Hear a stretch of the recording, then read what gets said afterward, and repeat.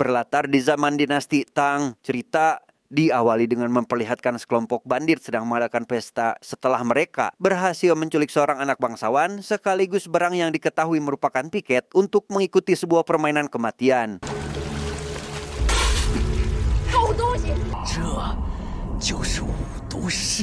Meskipun permainan tersebut berhadiah 1000 batang emas, faktanya permainan itu memiliki resiko tinggi apabila diikuti karena dari beberapa rumor beredar, hanya pernah ada satu orang yang berhasil memenangkan permainan itu.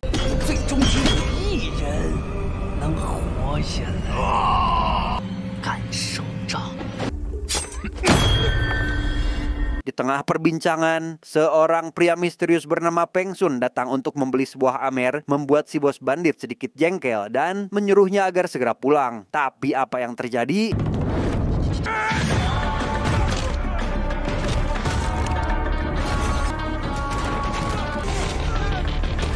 Entah siapa sosok Peng Sun sebenarnya, ia bisa dengan mudah mengalahkan mereka sekaligus mengambil tiket tersebut, membuat si pria buta yang mengenali Peng Sun lekas bertanya terkait para bandit yang masih diberi kesempatan hidup. Namun dengan singkat pertanyaan itu dijawab, ia sudah berjanji jika dirinya tidak akan pernah membunuh lagi.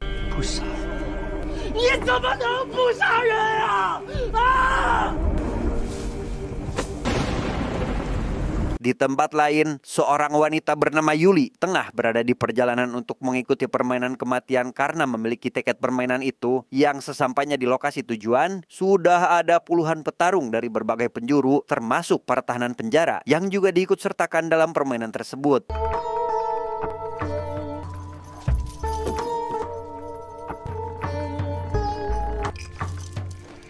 Melihat salah satu tahanan wanita akan dilecehkan, Yuli segera menghentikan orang itu. Namun fokus semua orang seketika teralihkan kepada seorang biksu yang sedang berkelahi dengan pria bernama Samsul, di mana pertarungan itu langsung dihentikan oleh seorang bangsawan bernama Ninghe yang merupakan ahli pedang paling terkenal di wilayahnya.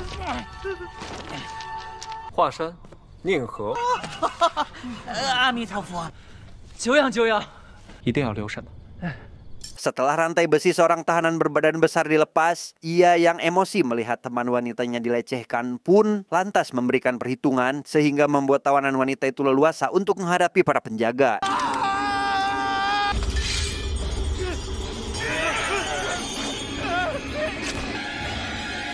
Ketika beduk dibunyikan pertanda permainan akan dimulai, datanglah dua orang pemandu yang menjelaskan tentang tutorial permainan pertama. Mereka harus melewati sebuah labirin tak lebih dari 2 jam agar bisa lolos dan melaju ke babak selanjutnya.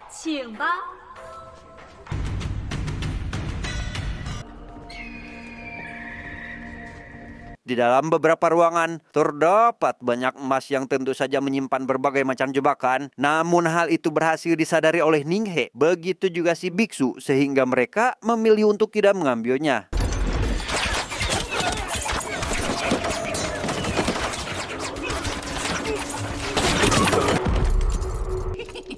Dari sekian banyak peserta yang ingin mendapatkan emas, Peng Sun seorang dirilah yang sama sekali tidak tertarik. Ia menyadari lantai ruangan tersebut menyimpan jebakan di mana Samsul dan satu orang di belakangnya malah tak sengaja menginjak bagian itu sehingga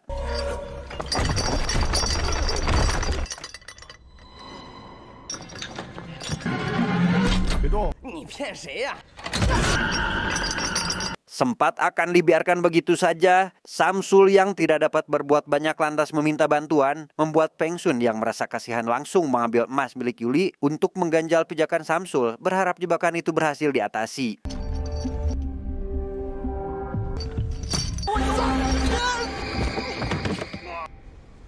Yuli yang tak ingin emasnya lenyap begitu saja segera menghampiri kantung emasnya itu untuk diambil kembali, tetapi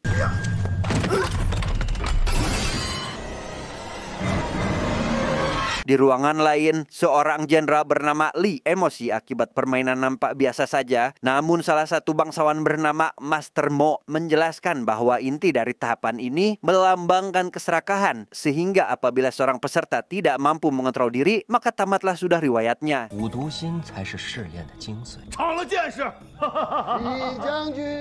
Di tengah pembicaraan mereka, seorang pria yang menggelar permainan tersebut bernama Tuan Ki juga datang ke sana. Ia ia menghampiri Master Mo setelah mendengar jika beliau ingin bertaruh tinggi terhadap peserta nomor 26 yang tiada lain adalah Peng Sun. 26号独饮1万两，这才是第一关啊！是不是太激进了？ Karena penasaran akan sosok Peng Sun ini, Tuan Qi lantas menanyakan hal itu kepada si pemandu acara. Ia mendapat informasi terkait Peng Sun yang merupakan seorang pendekar pedang terhebat yang terkenal 50 tahun yang lalu. Namun hal itu jelas mustahil karena saat ini ia masih terlihat muda tanpa membawa senjata apapun di tangannya. 穆王可是对他下了重注，此事绝对不能儿戏，立即查出他的真正来历。明白。 Kembali pada permainan, seluruh peserta yang berhasil lolos kini dipersilahkan menaiki sebuah kapal untuk pergi menuju ke lokasi permainan selanjutnya. 这一关，这真没意思。 Di ruangan lain, seorang menteri yang menyaksikan permainan mengatakan bahwa inti dari tahapan ini adalah mengetes amarah sekaligus kesabaran mereka, di mana emas yang seharusnya dibuang untuk mengurangi bobot malah terus saja dipertahankan yang membuat mereka kesulitan. 秦大人是第一次看五都试炼吧？在面城大人， Singkat cerita, Yuli yang rupanya masih menyimpan emas dari labirin tadi malah diketahui oleh dua orang bandit, membuat posisinya berada dalam bahaya sehingga Peng Sun yang menyadari hal itu segera menyuruh Yuli agar lebih baik menuruti keinginan mereka, tetapi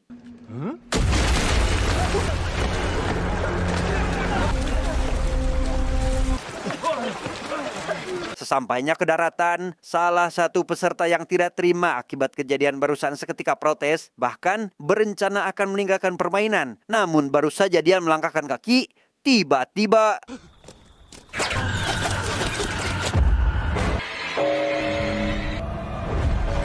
akibat kejadian itu, si pemandu kembali menjelaskan aturan penting yang tidak diperbolehkan meninggalkan permainan sebelum permainan itu dinyatakan selesai, karena jika mereka melanggar, maka nasib mereka akan sama seperti orang barusan.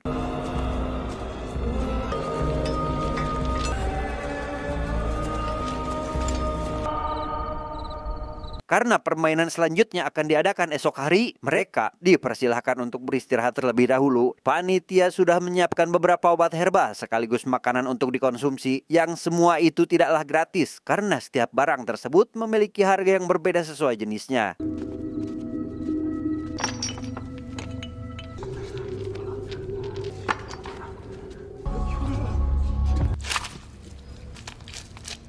Melihat Peng Sun dan Samsul tidak memiliki emas untuk membeli apapun, Yuli yang merasa kasihan sekaligus memiliki hutang budi membagikan makanan miliknya. Namun Peng Sun kembali membagi dua makanan itu untuk diberikan kepada Samsul dan setengahnya lagi dikembalikan kepada Yuli.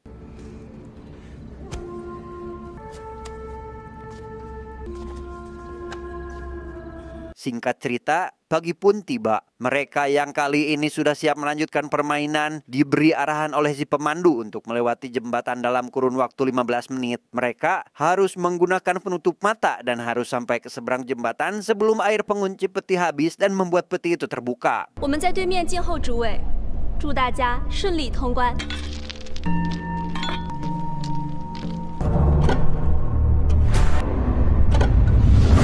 Tanpa membuang waktu, Ning He menjadi orang pertama yang berhasil lulus di babak itu. Ia menolak membuka penutup mata lebih awal karena ternyata memiliki niat terselubung, sehingga inilah yang terjadi.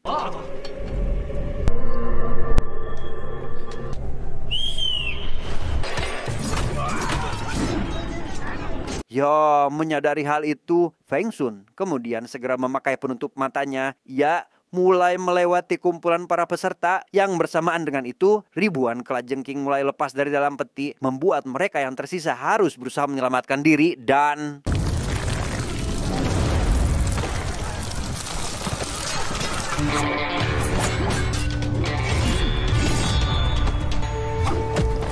Malam harinya, Samsul yang mendapati luka sayatan kini dibantu Yuli yang bersedia menjahit lukanya. Samsul bercerita terkait alasannya mengikuti permainan ini. Ia hanya ingin mendapatkan emas sebagai mas kawin untuk meminang wanita pujaannya.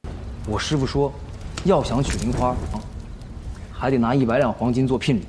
所以你要100两就够了。 Melihat senjata berupa jarum yang seolah sama dengan milik temannya pun lantas membuat Peng Shun menanyakan dari mana dia mendapatkan senjatanya. Yuli menjawab jika jarum tersebut merupakan warisan dari ayahnya yang sudah meninggal dunia.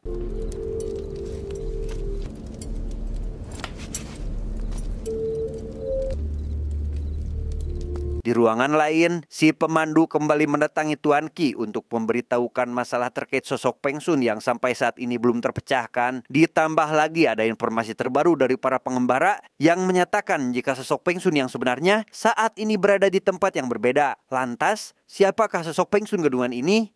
赶紧查，相关的时间。 此人的来意似乎不是为了伤。 Singkat cerita, para peserta kini dibawa ke sebuah ruangan yang akan menjadi lokasi permainan selanjutnya. Mereka harus mencari jalan keluar sambil membawa sebuah lilin sebagai pertanda waktu yang mereka miliki. Dan jika lilin para peserta mati, maka gerbang jalan keluar satu-satunya akan tertutup yang membuat mereka akan terjebak di sana dan mati secara perlahan karena racun.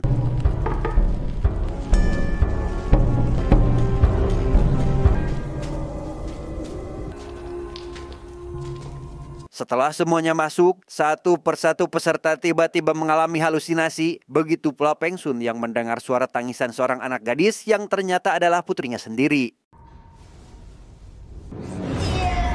Yuli juga ikut berhalusinasi. Ia melihat sosok beruang yang mendekatinya, mengejar, dan hampir menangkapnya tanpa sadar jika beruang itu adalah Peng Shun yang ternyata sedang mengejar Yuli karena menganggap jika dia adalah putrinya.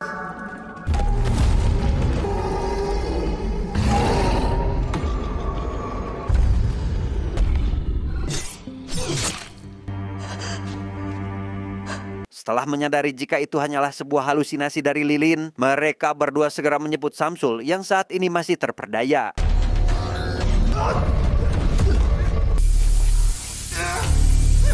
Setelah keluar dari tahap itu, si pemandu menghampiri Peng Shun. Ia membongkar siapa nama asli Peng Shun yang sebenarnya, yang ternyata dia bernama Lin Yun, seorang pembunuh brutal yang terkenal sekitar beberapa tahun lalu. Yang setelah menyadari hal itu, mereka yakin jika Lin Yun memiliki niat terselubung dalam mengikuti permainan ini.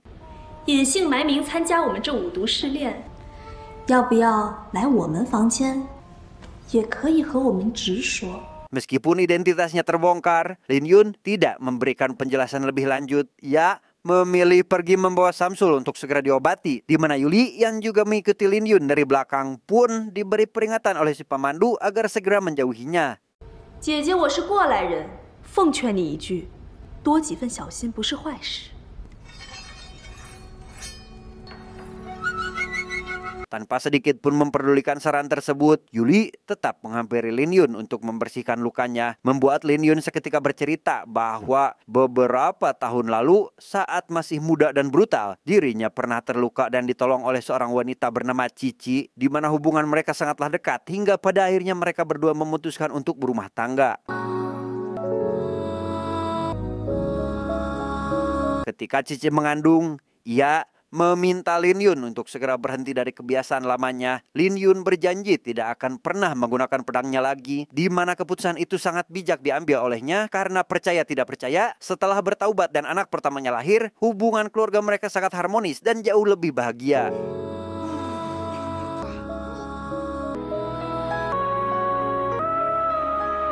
Pada suatu hari, anak gadis mereka dieksekusi oleh seseorang yang tidak dikenal. Lin Yun yang emosi memutuskan untuk mengeksekusi orang itu saat itu juga, di mana sang istri yang saat itu bersedih atas kematian anaknya malah dikecewakan oleh sang suami yang telah melanggar janjinya untuk tidak membunuh lagi.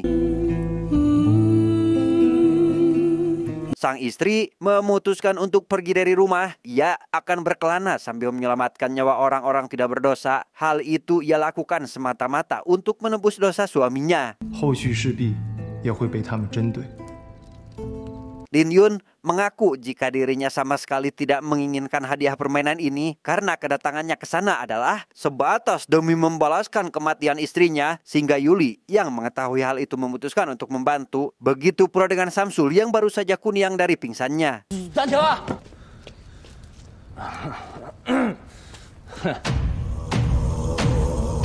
Memasuki permainan tahap keempat, mereka dibagi menjadi 2 tim yang masing-masing beranggotakan 5 orang, diikat di sebuah rantai yang terhubung satu sama lain. Yang apabila salah satu tim berhasil mencapai gerbang terlebih dahulu, sisanya akan langsung mendapatkan hukuman.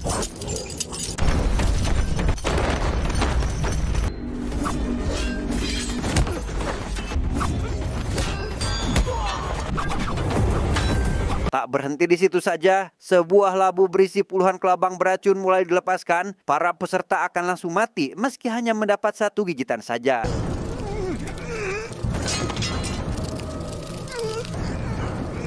Dalam situasi tersebut, Ninghe dan si biksu saling bertarung satu sama lain. Mereka memanfaatkan si wanita napi untuk dijadikan tameng dan...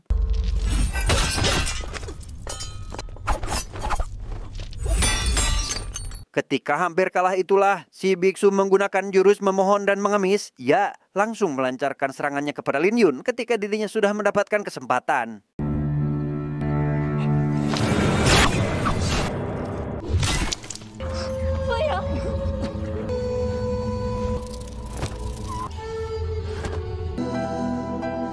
Singkat cerita, informan Tuan Qi kembali menghadap untuk menjelaskan tentang alasan kenapa Lin Yun datang ke acara ini. Rupanya 1 tahun yang lalu, istrinya Lin Yun bekerja sebagai tabib di tempat atasannya Tuan Qi, di mana Tuan Qi sendiri kala itu membunuh atasannya. Tak sengaja diketahui oleh istri Lin Yun, sehingga dia juga langsung dihabisi agar tidak menyisakan saksi mata. Dan itulah kenapa alasan Lin Yun mengikuti permainan ini bukan tujuan menang, melainkan hanya untuk menuntut balas atas kematian istri tercintanya. Di ruangan lain, Yuli sangat kesal karena menganggap jika Lin Yun lah alasan atau penyebab Samsul harus meninggal. Hal ini mungkin tidak akan terjadi apabila si biksu dihabisi terlebih dahulu. Namun Lin Yun kembali menegaskan bahwa dirinya sudah berjanji tidak akan menghabisi nyawa orang lagi.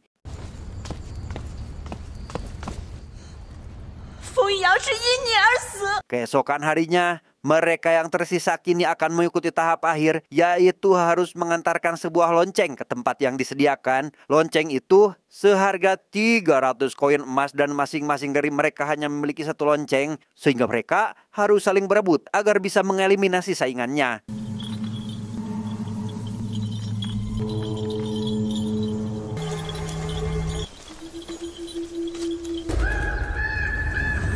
Di tengah hutan berkabut, Lin Yun terus dipantai oleh Ninghe yang ingin mendapatkan lonceng miliknya dan...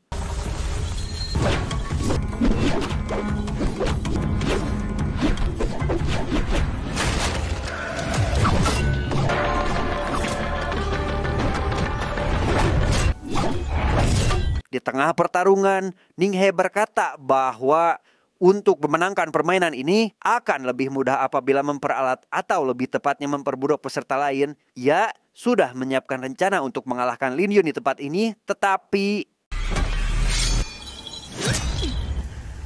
bukan hanya berkhianat kepada Ninghe, Yuli juga menghabisi Lin Yun karena masih sakit hati akibat kejadian semalam, yang pada akhirnya hanya dialah peserta yang berhasil memenangkan permainannya.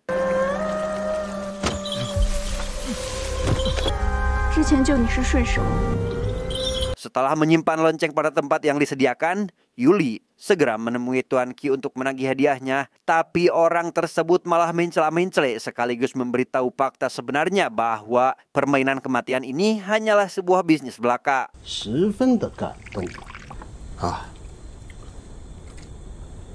Kesal karena sudah ditipu, Yuli berencana ingin menghabisinya. Ia dihadang oleh 2 wanita yang sebelumnya adalah pemandu, di mana mereka rupanya memiliki kemampuan bela diri cukup tinggi dan...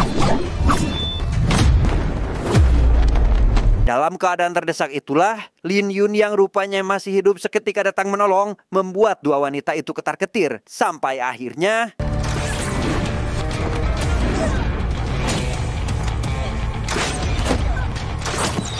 Di sana, Lin Yun menjelaskan jika racun yang terdapat pada jarum milik Yuli sudah sengaja diatur agar dirinya meninggal sesaat. Berbeda dengan teh yang diminum oleh Tuan Qi yang dicampur racun dalam dosis tinggi, sehingga beliau akan mengalami kelumpuhan seumur hidupnya.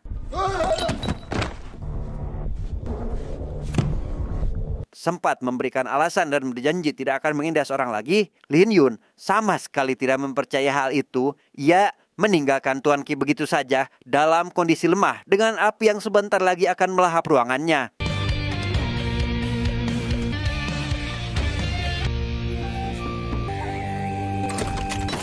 Bukan hanya itu saja, para bangsawan juga meminum minuman yang serupa, sekaligus kapal yang menjadi alat transportasi kini mengalami kebocoran dan terdapat katak penipu yang membuat mereka berhalusinasi.